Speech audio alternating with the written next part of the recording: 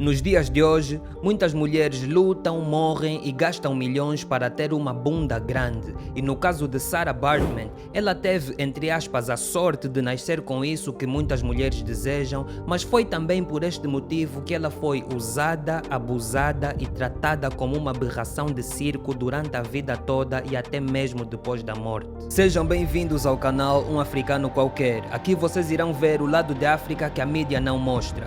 E esse vídeo aqui faz parte de uma nova série do canal chamada O Lado da Escravidão que a mídia esconde. Aviso já que as histórias serão bem chocantes e quem não tiver estômago para aguentar, talvez seja melhor pular para um dos vídeos menos sensíveis aqui no canal.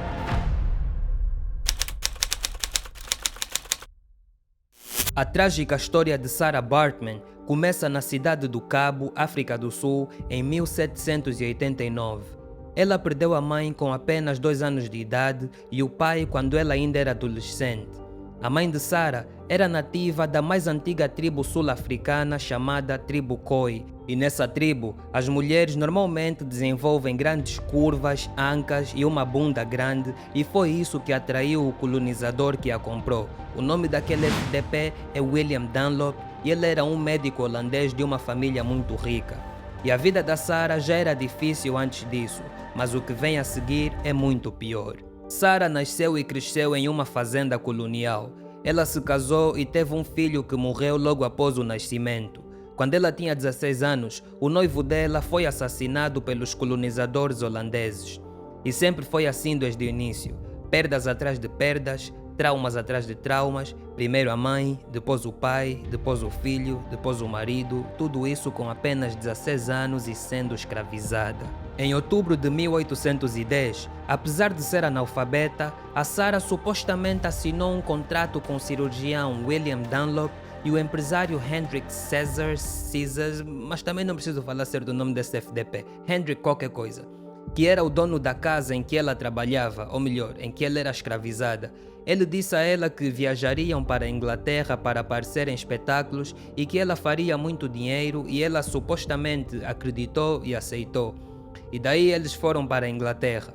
Em Londres, Sarah passou a ser exibida ao público como um animal ou objeto, atraindo e chamando a atenção dos safados, dos curiosos, de todo mundo. Naquela época, bundas grandes estavam na moda e por isso muitas mulheres invejavam o que ela tinha naturalmente. Disseram também que Sarah tinha esteatopigia, uma condição genética que faz com que a pessoa tenha nádegas grandes devido à acumulação de gordura. Ou seja, encontraram uma forma de chamar de doença uma característica super comum no corpo das mulheres africanas. Para nádegas pequenas, a palavra é calipígia, em referência à estátua romana Vênus Calipígia, que significa a Vênus das nádegas belas, ou seja, características brancas considerado bonito, características negras considerado doença, tal como acontece com o cabelo, nariz e outras partes do corpo. E com isso já dá para entender como a colonização contribui para que a mulher negra se sinta sempre inferior. Por isso é que tantas não se sentem bem sem cabelos desfrisados, sem cabelos falsos e tiçagem, sem maquiagem. Mas esse assunto fica para outro vídeo, uma coisa de cada vez. No espetáculo, Sarah usava roupa justa com plumas e fumava um cachimbo. Os clientes ricos safados podiam pagar por demonstrações privadas em suas casas em que era permitido que os convidados a tocassem. Nessa época, o Império Britânico já havia abolido o tráfico de escravos em 1807, mas não a escravidão. Mesmo assim, ativistas ficaram horrorizados com a forma como os empresários de Sarah tratavam em Londres. Empresários entre aspas. Eles foram processados por deter Sarah contra a sua vontade, mas foram declarados inocentes. A própria Sarah testemunhou a favor deles. Claro, eu não estava lá, mas tenho certeza que ela foi forçada a fazer isso e por causa do medo, dos traumas, acabou por ceder. Sem contar que hoje em dia, um pobre contra um rico no tribunal, o pobre quase sempre perde. Imaginem naquela altura e ela sendo mulher e sendo negra. Depois de 4 anos em Londres, em setembro de 1814, ela foi transportada da Inglaterra para a França e lá foi vendida para outro FDP chamado Ro, acho que é assim que se diz, e ele era um exibidor de animais. Sarah fumava e bebia sem parar e, segundo alguns historiadores, ela também era abusada por ele. Em Paris, ele começou a exibi-la em uma gaiola ao lado de um rinoceronte bebê. Ela continuou a ser tratada como um animal pelo novo dono, e até uma coleira era posta no pescoço dela. Sarah morreu aos 26 anos em 1816 e várias razões foram atribuídas à sua morte, incluindo o alcoolismo, pneumonia, varíola e sífilis, mas claramente que muito provavelmente o que matou foi a humilhação, a vergonha e os traumas durante toda a vida dela. O naturalista Georges Cuvier, Georges qualquer coisa, outro FDP que o nome também não importa, dançava com a Sarah nas festas de Roe. Quando ela morreu, ele foi à busca do corpo dela na polícia e fez um modelo de gesso do corpo dela. Além disso, ele preservou o esqueleto e pôs o cérebro e os órgãos genitais dela em frascos, que ficaram expostos no Museu do Homem em Paris até o ano de 1974.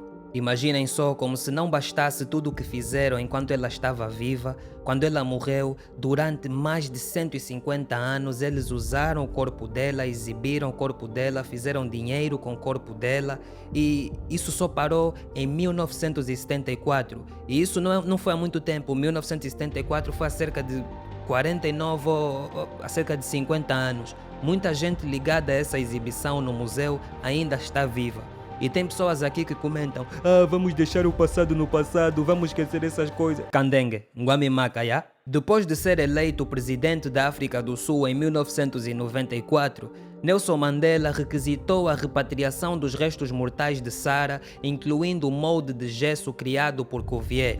Após algum tempo, o governo francês finalmente aceitou o pedido, resultando na restituição em 2002. No mês de agosto desse mesmo ano, os restos mortais de Sarah foram finalmente sepultados em Hanki, na província onde ela nasceu, marcando o retorno dela depois de mais de 190 anos desde a sua partida rumo à Europa. Imaginem quantas Sarahs existem no mundo que nós não ficamos a saber. Essa é uma das histórias mais tristes que eu já ouvi em toda a minha vida, e essa série vai trazer muitas outras histórias de coisas horríveis que aconteceram durante a escravidão e que vocês precisam saber, pois a escravidão foi bem pior do que vocês imaginam. Mas continuem aí que eu tenho um aviso muito importante para fazer. Tem pessoas aqui que criticam e comentam que eu devia parar de fazer vídeos assim, pois eu estou a contribuir para a separação das pessoas. Mas eu acho que o que incomoda essas pessoas na verdade é o facto de já não estarmos nos tempos em que os negros não eram livres, porque infelizmente para elas não tem como me impedir de falar a história, de falar sobre coisas que aconteceram, de falar sobre a história da humanidade. E o que os colonizadores fizeram durante centenas de anos aos africanos foi tão destruidor, tão repugnante, tão revoltante, que eles mesmos fizeram questão de tentar apagar e alterar a história de tal forma que até hoje ainda tem pessoas que vêm aqui tentar dar continuidade ao trabalho deles e acham que podem determinar o que eu falo ou deixo de falar. Vocês me dão uma mistura de graça com raiva e pena ao mesmo tempo. Imaginem, por exemplo, vocês estão a assistir o telejornal e o jornalista diz que o Antônio tirou a vida do Simão. E vocês, em vez de ficarem chateados, ou em vez de ficarem indignados, ou em vez de ficarem incomodados com o facto do Antônio ter tirado a vida do Simão ou do João, sei lá o nome que eu falei, vocês ficam indignados com o jornalista por ter passado a informação. Eu não sou jornalista, mas trazendo para esse contexto, como é que vocês se incomodam com o facto de eu dizer o que aconteceu durante a escravidão, mas não se incomodam com o que o escravocrata fez? Qual o sentido que isso faz? Quem se incomoda com os meus vídeos, eu aconselho a cancelar a inscrição do canal, e quem gosta dos vídeos, e eu não estou a falar somente de africanos, mas de pessoas em geral, brancos, negros, azuis, cor-de-rosa ou verde, eu peço que deixem um comentário sobre o que vocês acharam dessa história e podem assistir outras histórias clicando nos vídeos que apareceram na tela. É tudo dia, tungami sakidila que volume kutalo que kalakalo kiame.